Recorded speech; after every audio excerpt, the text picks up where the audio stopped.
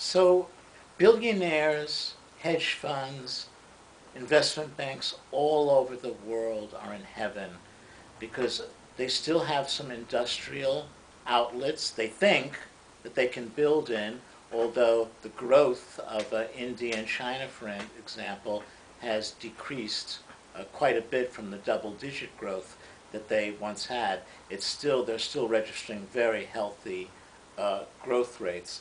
But the capitalist is really in heaven because here they can offshore their labor and make a great deal of money. And then even in the cases of where countries with their own products are being sent to the United States, that puts the retail capitalists in heaven. What is Walmart? What is Target? They are these huge corporations. They are retail sales corporations. And they're in heaven also. They make tremendous money buying goods abroad, wholesale, and then selling them retail.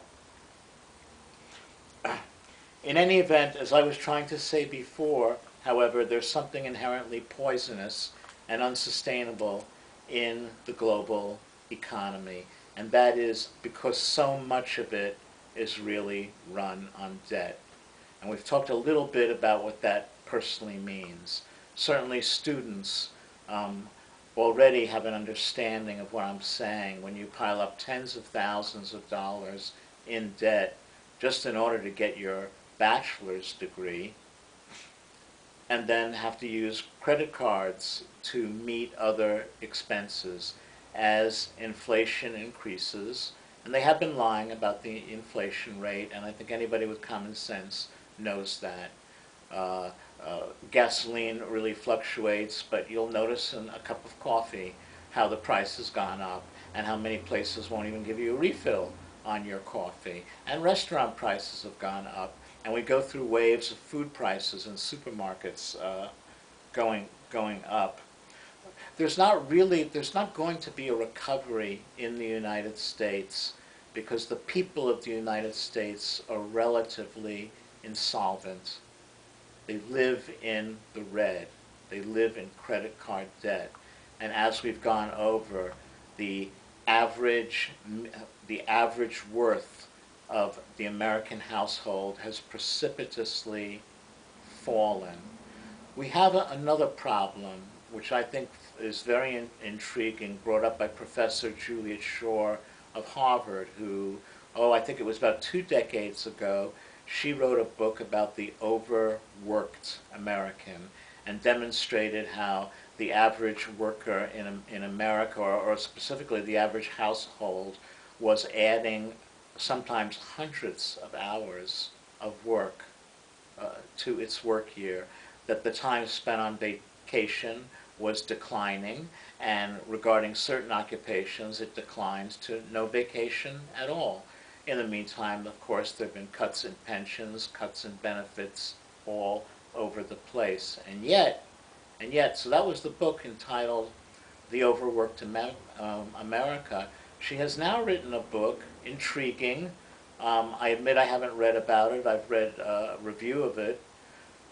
It's called The Overspent American. And she is one of those that validates the thesis that Americans have indeed become consumer addicted. And I wish that I had looked it up so that I could give you a more specific reference, but I think that if you Google Newsweek magazine and maybe use the title "The Overspending of Americans," you'll find that issue. So Newsweek came out with a cover issue demonstrating how many workers who had been out of work, once they got back into work, often at less wages than they had the time before, couldn't resist spending. Couldn't resist spending and did not save money. The rate of savings in the United States is minuscule. Oh, by the way, I need to correct myself on something I said a few minutes ago. My friend and cameraman David Engel, while we were on a break, looked up the population of China, and I said a couple of billion, and he found that it's 1.3 billion currently, and that, whoa, and behold, India is only 100 million behind at $1.2 billion. In any event, so the reason there'll be no recovery in the United States is because the average American is going to remain borderline insolvent, really. That most of the wealth in the United States was tied up in home equity, and now it's gone down over 50%. If you really take into the view that the average American was worth $193,000, and that may have now dipped as low as $86,000, you're not going to have people really catching up. And in the midst of government layoffs, where you have consumers who are actually among the best consumers in the United States, the turn of the economy is going to be downward. The only reason that there may have seemed to be a decline in the unemployment rate in the United States is because of pent-up demand. When when people find work again and they are ready to spend again, then there's a little bit of an uptick.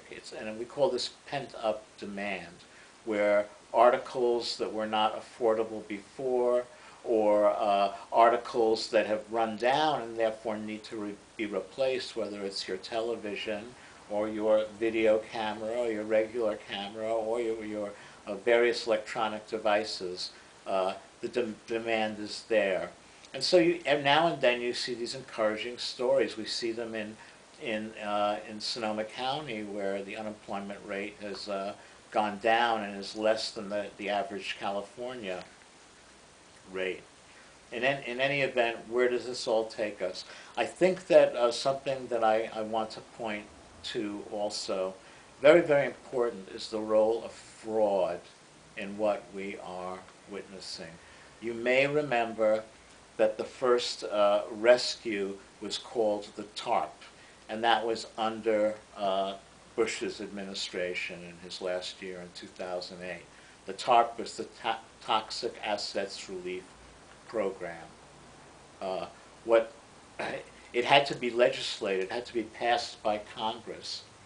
And what happened was what the federal government offered was this. They went to investors and they said, why don't you buy our most devalued assets? Many of these assets now only worth 25 cents on the original dollar they were sold for, they were worth. Why don't you buy them from us with the faith that they will regain their value as this economy cleans out? And all you have to do is the federal government, will leverage you. We will give you $9 for every $1 you give us in order to buy this toxic asset, okay? And if this toxic asset collapses, you don't have to pay us back a thing. However, if the toxic asset does grow back to its normal, its pre-recession level and higher than that, then you pay us back at very low interest. So in any event, that was the TARP. And then there was the Private Public Investment Program by Timothy Geithner a few months later, when Obama came into office. And Geithner offered a very similar program, worth about the same. The original TARP was about, it was in the neighborhood of $800 billion. So you had the same thing with the PPIP, the Public-Private Investment Program. Well, guess what? Investors were not taking people up on it because they had come to realize that they could get free money, that they wouldn't even have to put up $1 to every $9 that the government puts up, that basically the Federal Reserve, to bail them out, would start printing more and more money to dispense to them. And we can get to that. We will get to that in the next 10-minute segment. Thank you.